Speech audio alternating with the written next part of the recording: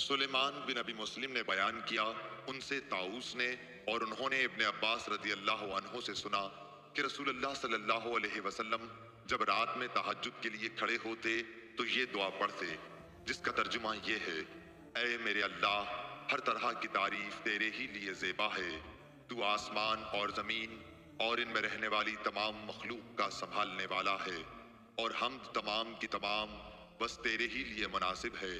آسمان و زمین اور ان کی تمام مخلوقات پر حکومت صرف تیرے ہی لیے ہے، اور تعریف تیرے ہی لیے ہے۔ تو آسمان اور زمین کا نور ہے، اور تعریف تیرے ہی لیے زیبا ہے۔ تو سچا ہے، تیرا وعدہ سچا، تیری ملاقات سچی، تیرا فرمان سچا ہے۔ جنت سچ ہے، دوزخ سچ ہے، انبیاء سچے ہیں، محمد صلی اللہ علیہ وسلم سچے ہیں، اور قیامت کا ہونا سچ ہے۔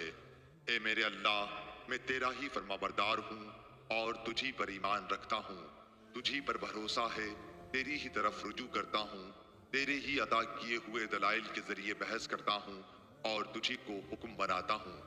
بس جو خطائیں مجھ سے پہلے ہوئیں اور جو بعد میں ہوں گی، ان سب کی مغفرت فرما، خواہ وہ ظاہر ہوئی ہوں یا پوشیدہ۔ آگے کرنے والا اور پیچھے رکھنے والا تو ہی ہے، معبود صرف تو ہی ہے، یا یہ کہا کہ تیرے سوا کوئی معبود نہیں۔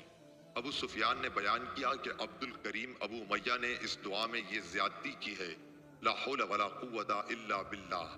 سفیان نے بیان کیا کہ سلیمان بن مسلم نے طاؤس سے یہ حدیث سنی تھی، انہوں نے حضرت عبداللہ بن عباس رضی اللہ عنہ سے، اور انہوں نے نبی کریم صلی اللہ علیہ وسلم سے۔